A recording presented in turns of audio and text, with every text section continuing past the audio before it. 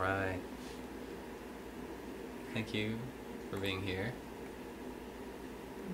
Teshe Dalek, as the Tibetans say.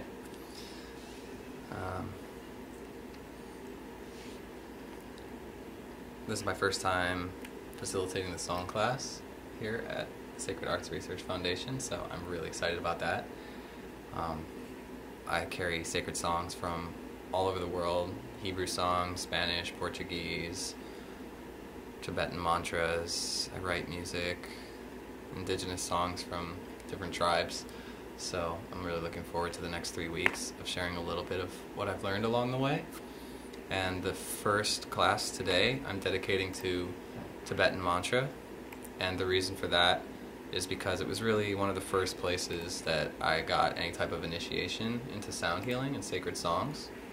So as I began to open up to that aspect of music, which I had already been a professional performing, touring musician for many years, and had gone to college for music and studied very deeply music theory and all this other stuff, and of course I had passion and artistry, but I didn't really have the sacred connection and the understanding of the use of the vibrations in the songs in a context that was for meditation or for prayer or for healing specifically. And so when I began to open up to that, one of the first places that I encountered was the Tibet Arts and Healing Center in Salem, Massachusetts, which is a really wonderful place, and that's where I acquired actually all of these instruments, excluding these Indian foot bells. These are for India, but these healing bowls, terracotta and metal, this bell and this gong are all Tibetan made, so they're really beautiful for this work, and I'll share a little bit about how the instruments are used in conjunction with the recitation of mantra later. But I went into the store and I was just starting to get interested in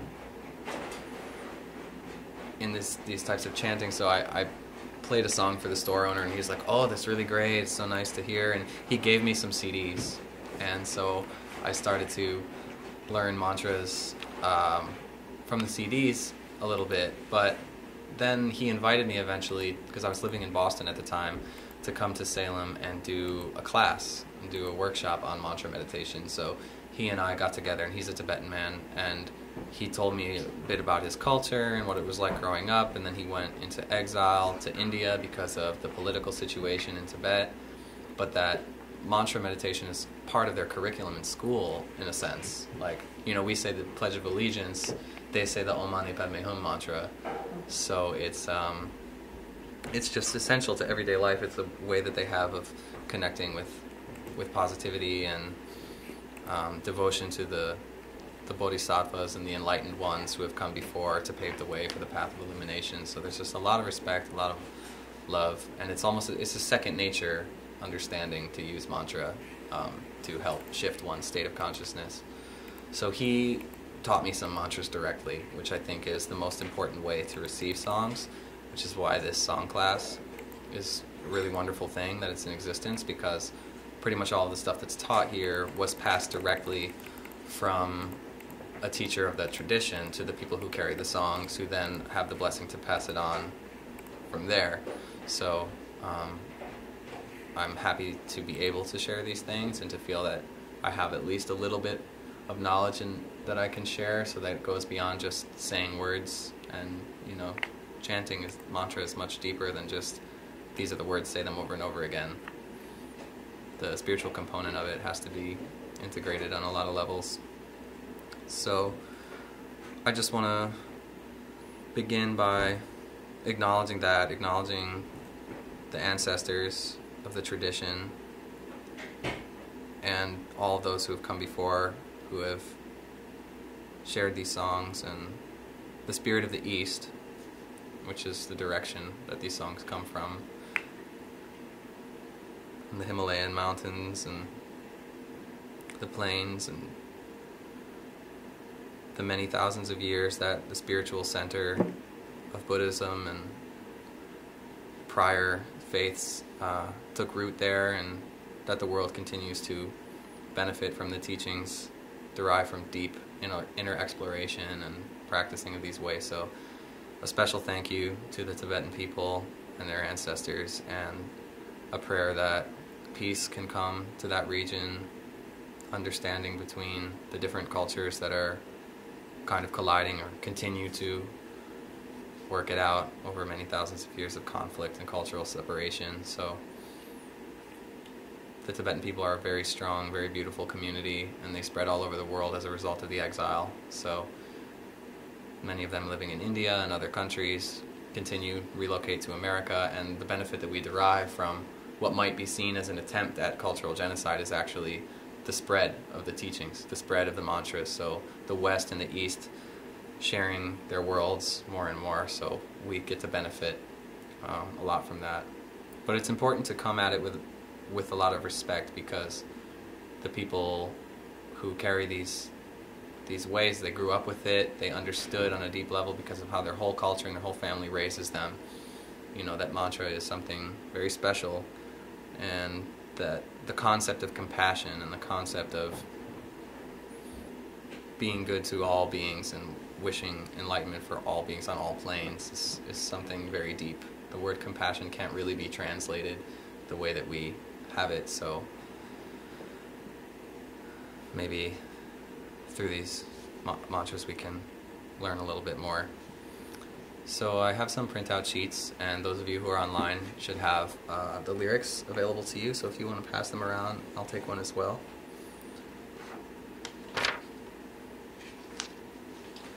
And for Paul.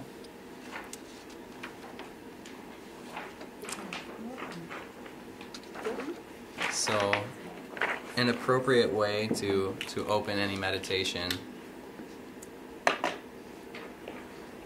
is to acknowledge those who came before, acknowledge the spirit of life, acknowledge the ancestors, acknowledge what is, and give thanks for it. So the first mantra that I want to share is called the 3 Jewels mantra.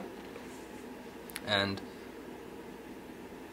the 3 jewels are, in this case, they're referring to the teacher, the teachings, the practitioners of the teachings. So the way that it's pronounced here is Lama la Kyab Suchewa, Sangye la Kyab Suche, Chö la Kyab Suchewa, Gendün la Kyab Suche. Whoa.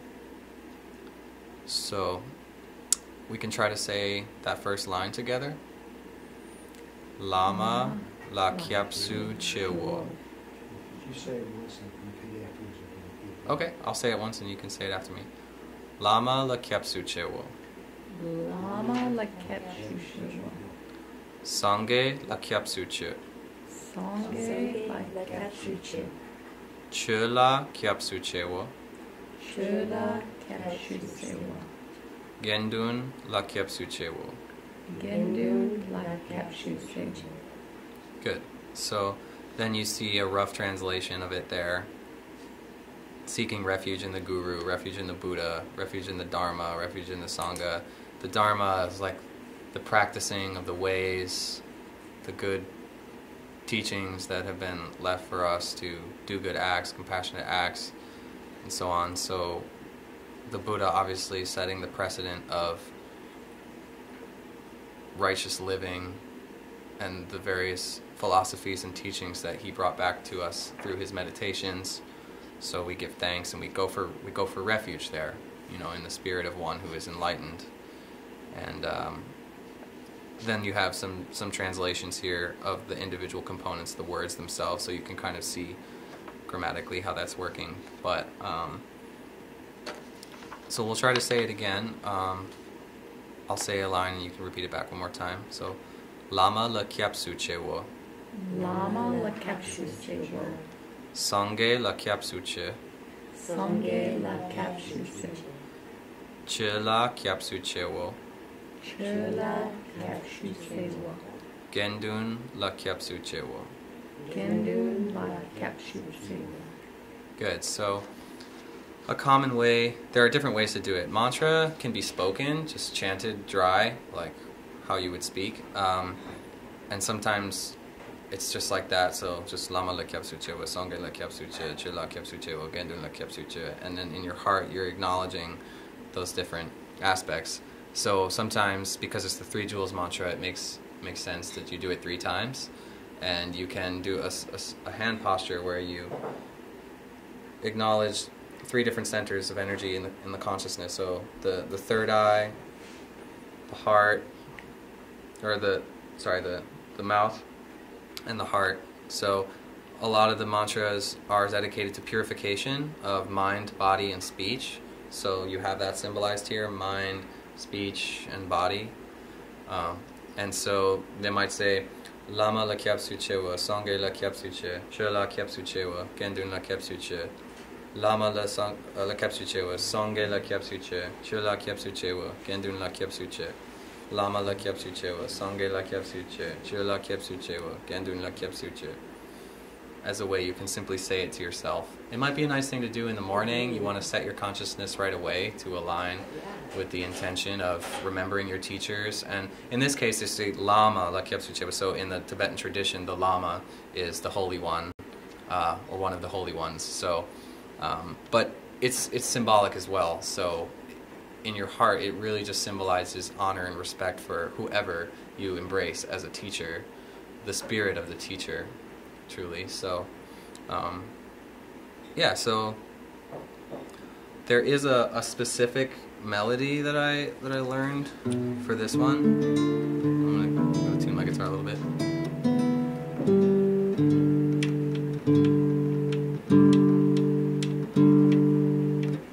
Does anybody play guitar? You're learning? Yeah. Great. So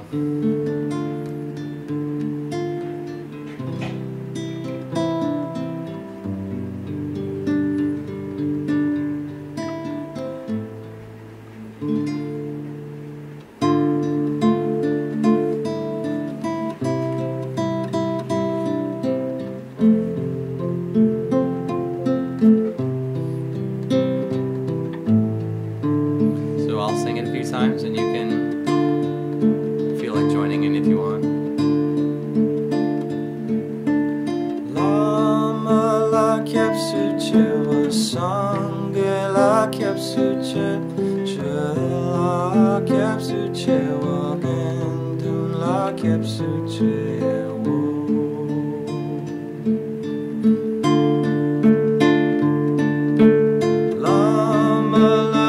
Suche wa, Sangye la Kyab Suche, Chö la Kyab Suche wa, Gendün la Kyab Suche wo.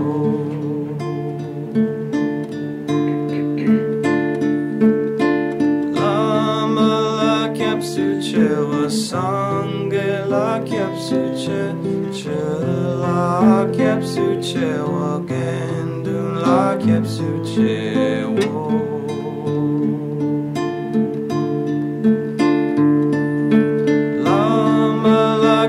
Suche wa, Sangye la Kyab Suche, Chö la Kyab Suche wa, Gendün la Kyab Suche wo. Lama la Kyab Suche wa, Sangye la Kyab Suche, Chö la Kyab Suche wa, Gendün la Kyab Suche wo.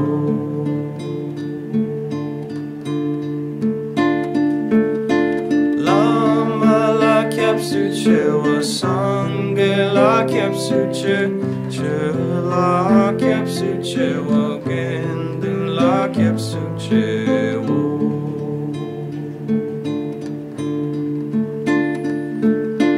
Lama la Kyab Suche wa, Sangye la Kyab Suche, Chö la Kyab Suche wa, Gendün la Kyab Suche wo.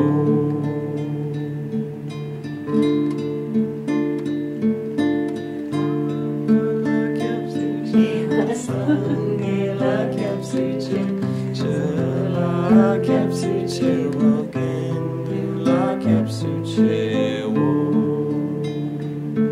Alright, just you guys, let me hear it.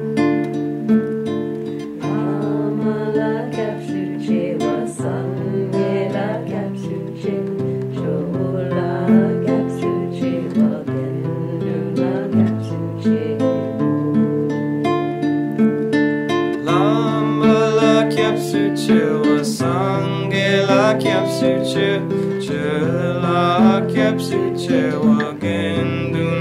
kyapsu che wo.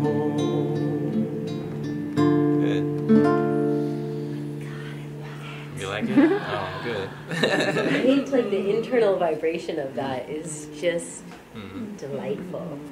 So sometimes when you sing it that way, like when I'm playing guitar, I can't, do the symbol with the hands, so I'll sing it and then afterwards take a moment and acknowledge 3 times mind, body, speech, the teachers, the teachings, and the practitioners and the teaching.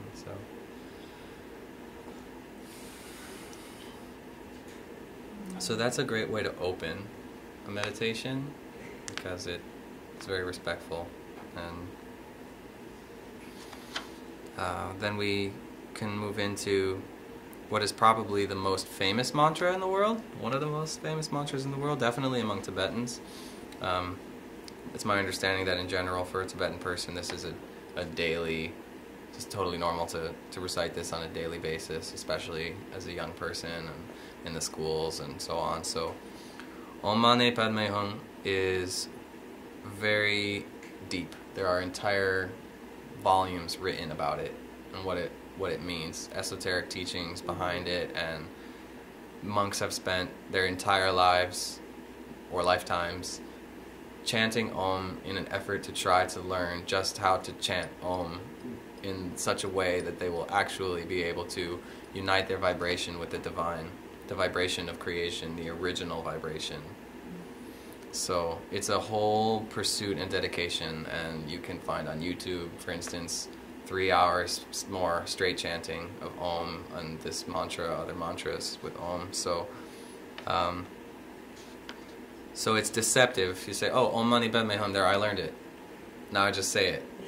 But clearly there's more to it than that. And that's something that I really love about the mantra tradition, is that they are short, a lot of them, and simple, but the translations of them are very complex, and the learning to connect with your self-expression in a way that the mantra is really resonating deeply within you is also very important. So this is considered the mantra of great compassion because it's also an invocation of Avilokiteshvara, also known as Chenrezig to the Tibetans, and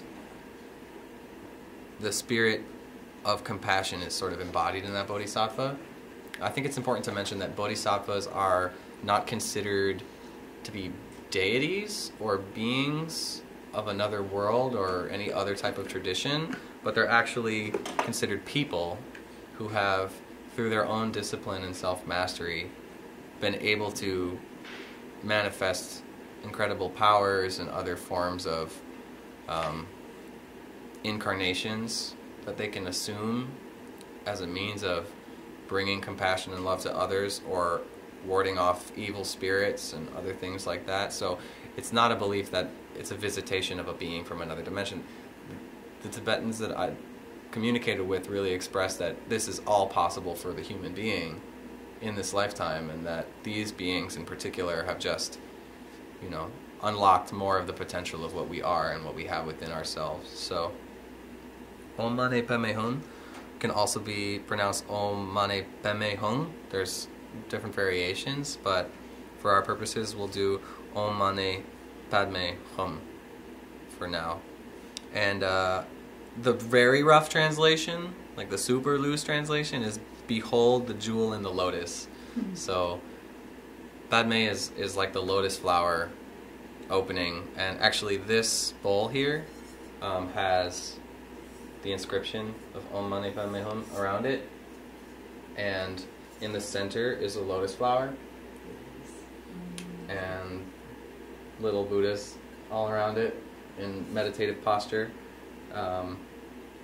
So this is an Om Mani Padme Hum bowl, and I'll share a little bit about these healing bowls in a minute. But I'll read the quote first by His Holiness the 14th Dalai Lama. It is very good to recite the mantra Om Mani Padme Hum, but while you are doing it, you should be thinking on its meaning, for the meaning of the 6 syllables is great and vast. The first, Om, symbolizes the practitioner's impure body, speech, and mind. It also symbolizes the pure exalted body, speech, and mind of a Buddha. The path is indicated by the next 4 syllables. Mane, meaning jewel, symbolizes the altruistic intention to become enlightened, compassionate, and loving. The 2 syllables, Padme, meaning lotus, symbolize wisdom. Purity must be achieved by an indivisible unity of method and wisdom, symbolized by the final syllable, hum, which indicates indivisibility. Thus, the 6 syllables, Om Mani Padme Hum, mean that in dependence on the practice of a path which is an invisible union of method and wisdom, you can transform your impure body, speech, and mind into the pure exalted body, speech, and mind of a Buddha. So, that could probably be read a few more times. But to give, I guess, my own spin on it, because my understanding of the mantra has evolved over time with my practicing of it, with reading different things, talking to people about it. And that's one of the things that's beautiful about the journey with Tibetan mantra and meditation, is that new doors open up to you and you begin to see things from different angles and different dimensions as you develop a personal relationship with the mantra and start to see how it can work to shift your consciousness and all of that. So one thing that I've learned is that Om is sometimes considered the original sound, the sound of creation. And if you notice the way that your body produces the sound, first you have to open for the O to even come out. So there's an opening prior to the sound in silence. And one of the esoteric teachings of sacred sound is that silence is the birthplace of sound. So we recognize first in meditation coming into a state of inner silence and recognizing the void, the emptiness, the birthplace of silence before we produce anything. First we have to have that womb of potential. So then O, and the sound comes out. O, and the vibration moves and creates the outer world. But then as it turns into the M, the Om, we close it. The door is closed again.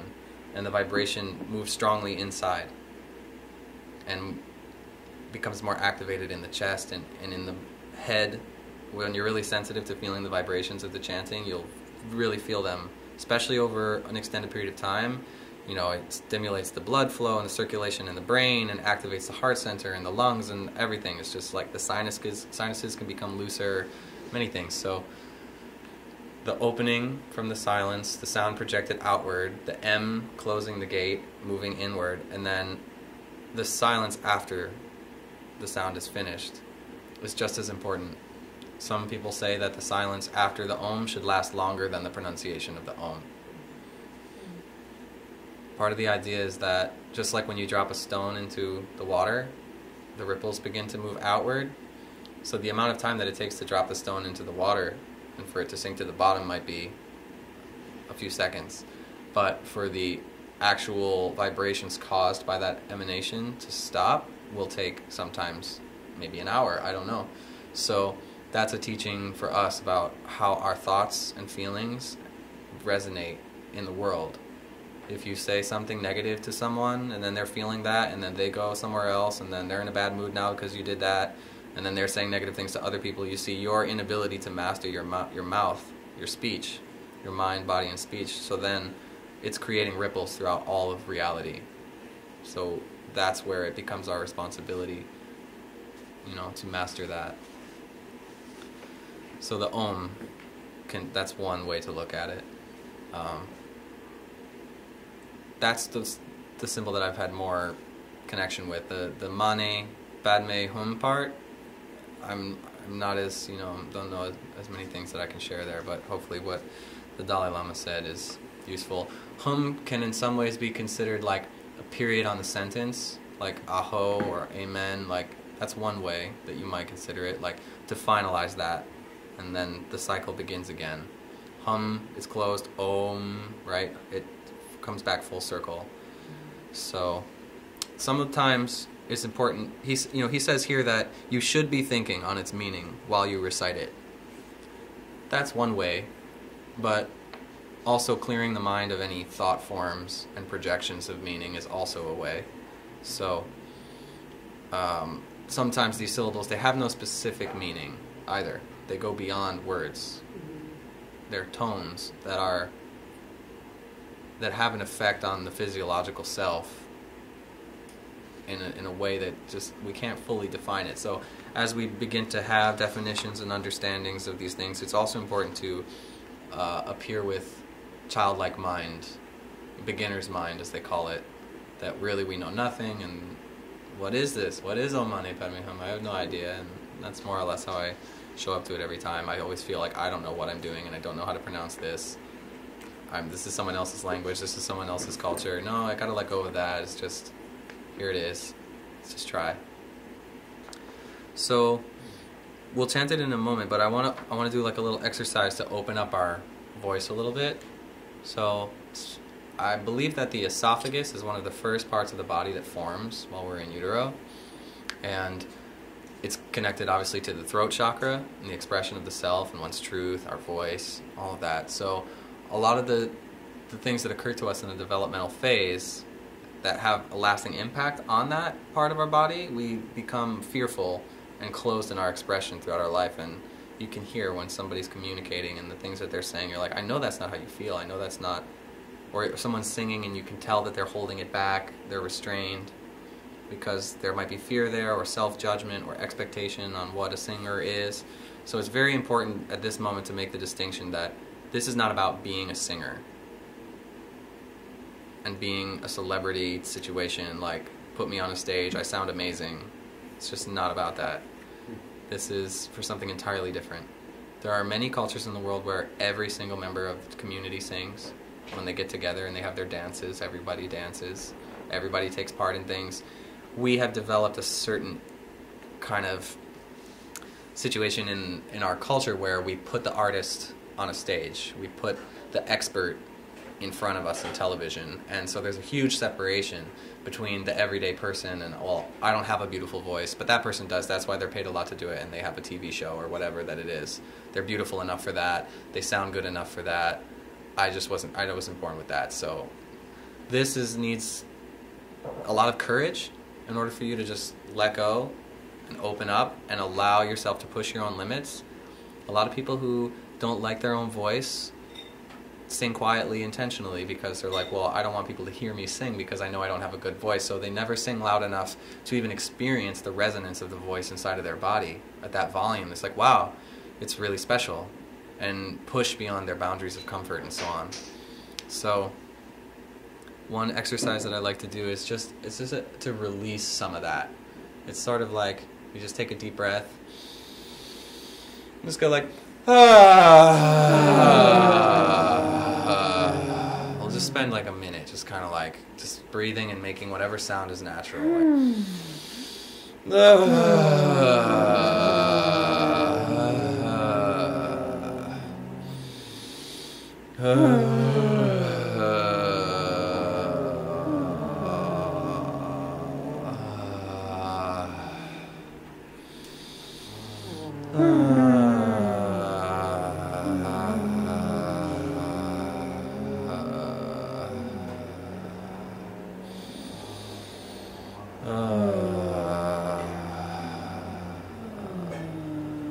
And then we'll take a breath and make like a sighing sound.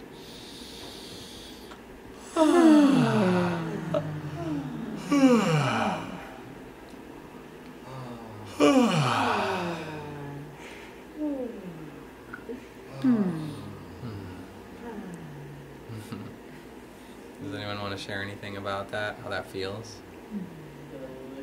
Feels good. Indeed.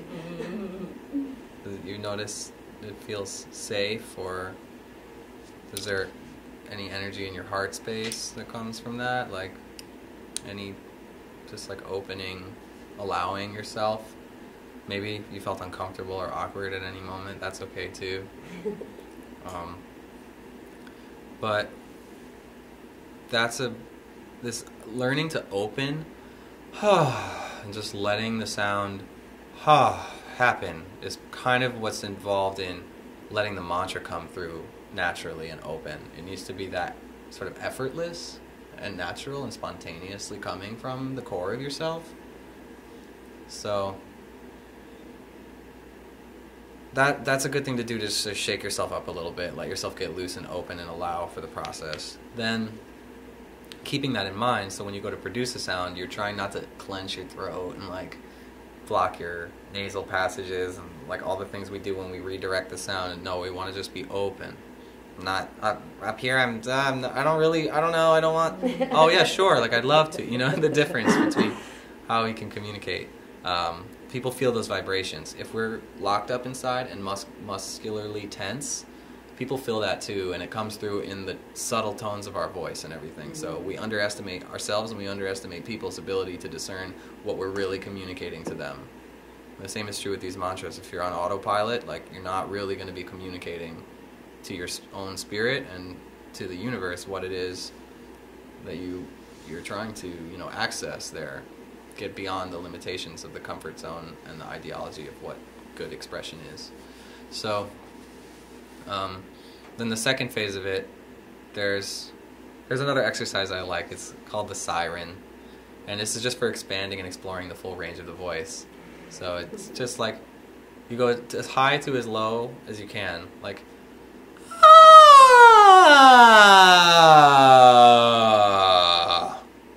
we'll just try, like wherever you are in that. Okay.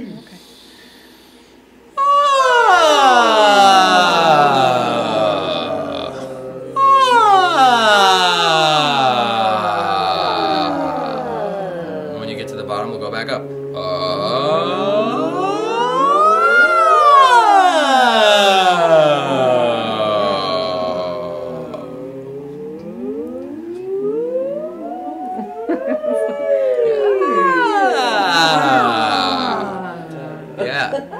Notice areas in doing that are tighter or quieter than other areas, so you can learn over time to bring evenness and balance to the full range.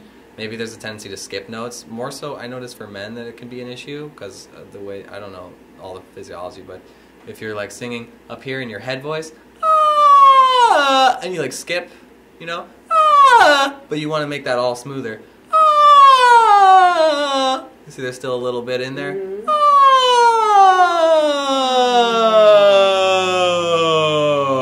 And it can take a really long time.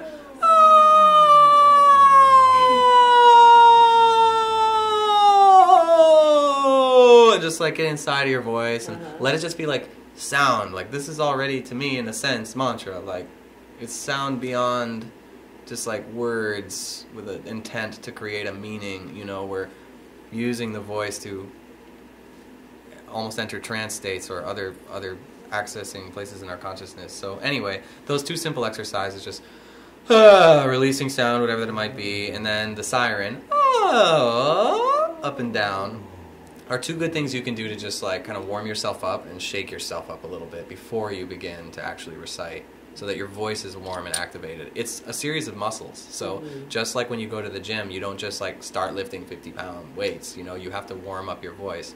And chanting for hours at a time can be very fatiguing to your vocal cords, and you can damage yourself if you're not careful. So in the long run, this type of training is like, it will happen automatically if you chant a lot, but there's also things you can study and exercises that help.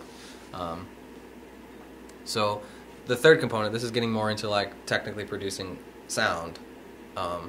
So the diaphragm in the abdomen region is like where you can clench and engage there. I say clench, it's not quite the right word because that implies sort of like squeezing and holding, but the feeling of when you're doing a sit-up and your abs are engaged is the feeling of engaging your diaphragm. So if you are able to do that, you can feel the difference. You can let your stomach go, and then you can engage. And you see, to engage, you have to take a breath in already. So the three phases of producing the note are: you breathe in through the nose, engage in your core, and then produce the sound. Ah. Maybe we'll use ah for now, the ah sound. So breathing in, engaging, ah, and then at the end of the sound, just let your stomach go, like ah, and feel the difference.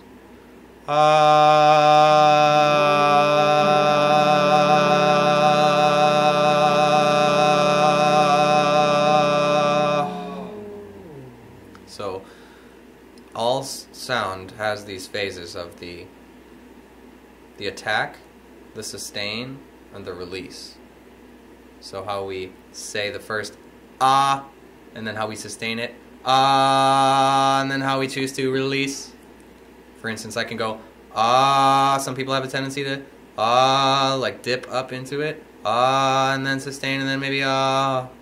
Maybe there's a thing at the end, you know. So being conscious of ah, or just even ah, really clean cut off, you know. So that's an important point, because it's the attack is how we enter the space, then the sustain is how we exist in the space, and the cutoff is how we leave that space, you know. And that's very symbolic of how we live our lives in general, how we enter into conversations with people, how we act when we do anything. How do I pour this glass of water? Am I just like, psh, glass of water, you know, or am I like, thank you for this water, this is amazing, I'm so glad I have this, I'm really going to enjoy this glass of water, that was a nice glass of water, let me wash my cup and put it back, you know what I mean? So in terms of sound, then we're just talking about attack, sustain, and release. But again, all of this goes into how we're living, mind, body, and speech. So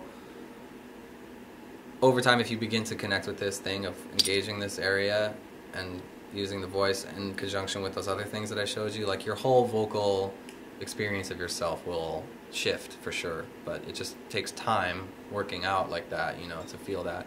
So then getting into the mantra. So vowel sounds are what we're hearing for the most part. The om is the o is the majority of the sound. Like if you say a word like sit,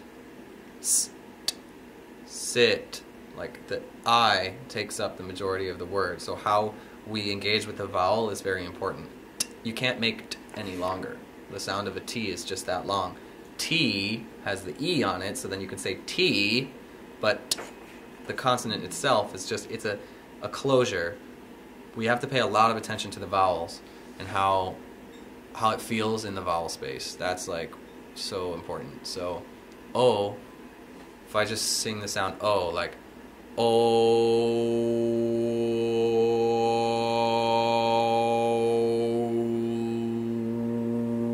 right? I mean, that's a huge variation just in that, in how I want to say it, and that's controlled by the mouth space and everything. So just for your own sake, just try that for a second. Just say O, sing O, and like move your mouth a little bit and create some different sounds with O.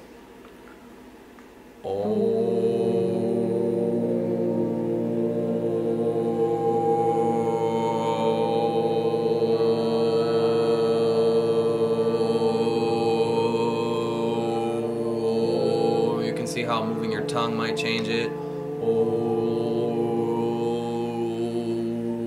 Closing your mouth a lot and opening it wide.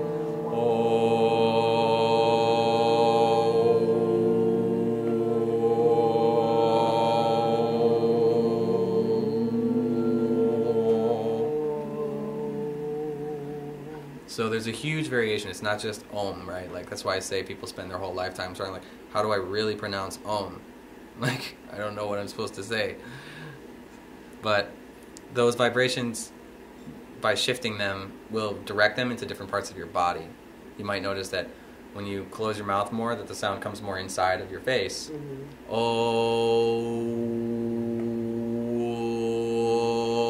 like spatially, vibrationally, physically, that has a different impact on the people around me and on myself.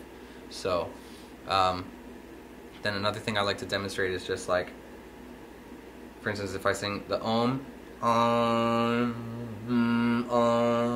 it's like blocked in my nose, right? But if I sing Om,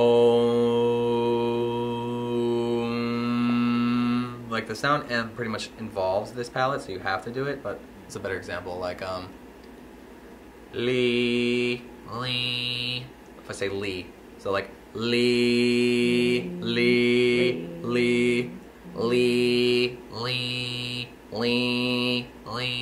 So the vibration is physically here, whereas before it was down more. So that just shows you that we can place the vibration in different parts. When I'm opening up and I'm feeling my lower section, or I'm up in my headspace more, you can tell that the vibration is actually physically there in my body. It's not just a concept, it's not just a word, it's physical. So these vibrations are physical, these mantras are physical, as well as the spiritual and the esoteric, whatever you want to say, the other things. It's important to remember that your body is involved in this process, and we can direct the vibrations in our body. So, with none of that in mind, we can just connect a little bit with Om Mani Padme Hum. So, I'll begin to chant it, and you can either chant it exactly as I am, or however you want to. Double speed, half speed, just the Om for a long time, and then moving on. It can be totally organic. There's no structured melody, no way it has to be, so feel free in that.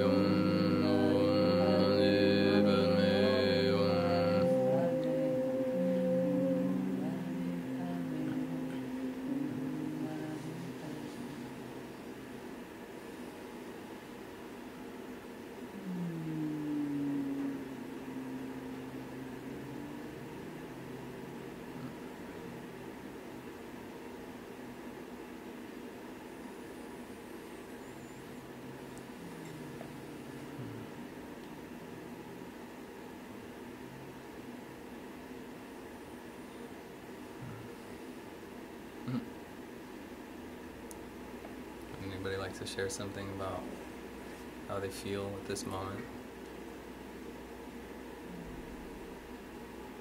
I really appreciated what you shared about the way we can move the vibrations in our body. Mm-hmm. That concept was something I had not heard or understood before. Mm-hmm. And so I was thinking about that a lot, and I could really feel it in my chest, and I kept focusing it there in my heart, and Mm-hmm.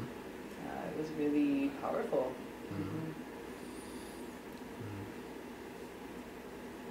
And even just in the few minutes that we chanted the mantra, afterwards, when we just sat just for a few moments in silence, did you notice the energy in yourself was different? Yeah. So imagine 6 hours, 2 hours, 20 minutes. Not much time is necessary, but the benefits deepen. And then part of the idea is that when you've recited the mantra enough, it is constantly resonating inside of you for the rest of your life. And you're never without it. That's the teaching of the Om becoming closed, internalized, and then the silence. It continues to resonate, it continues to vibrate. So I heard once that meditation is like, every moment that you spend meditating is like a drop of gold in a bank account that never empties. You just keep filling it up with just goodness and, you know, peace. You never spend that. You never lose that.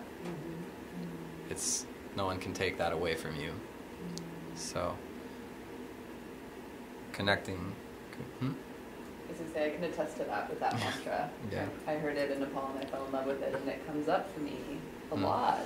And it's so beautiful. So, yeah, the noticing the vibrations in your physical body, when you can place your hand on your body, especially under your shirt, you move it around and you feel where the vibration is strong, even as you talk, but especially if you just take a vowel like see if you can feel it in your chest. Lower is usually, like, I can feel it a lot through the opening by the sternum. You feel the vibration physically in your hand and in your chest. So, and then when I do it up here, like I demonstrated, you know, say nya, nya, and touch like nya, like just around nya. You feel that too, right? So,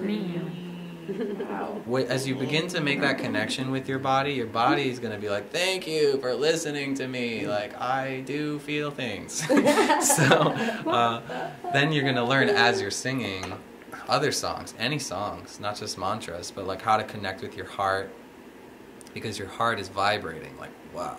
Like, I know that if I sing this pitch, it's going to vibrate my heart. So you can heal your own heart and bring a lot of joy and peace and love there by choosing vibrations that physically stimulate your heart. Just like if somebody were to massage you there, or like shock therapy on you, you know what I mean? And in the brain too. When I have a lot of like, just like my thoughts are crazy, there's a mantra I like for that, which we're going to get to, and maybe we'll just do it now, which is the Hung Vajra Pe mantra. So good. For eliminating obstacles of negativity. And Pe, Hung, like Hung, already, that sound has to occur up here. So it takes the vibration more into your headspace. Vajra, va, can as opposed to is a little more down here, but pe, hung vajra pe, vaja. They say vaja or vajra. The vajra in Tibetan Buddhism is a specific tool. I'm not going to get into, but hung va. We'll say hung vaja pe. Hong Vaja.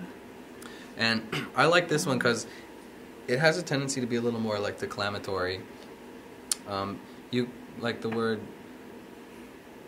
We can do like Om Mani Padme Om, and you can also be like Om Vaja Pe. But I like sometimes to do the Om Vaja Pe, like Om Vaja Pe, Om Vaja Pe, Om Vaja Pe, and just sort of like create like a real drone with that and keep going with it. It can be powerful. There's different ways.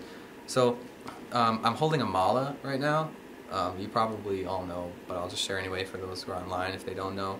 This was actually gifted to me by a wonderful Tibetan woman, Drukmo Dakini, on her first visit to the United States, where we did some concerts together, and she taught me some things.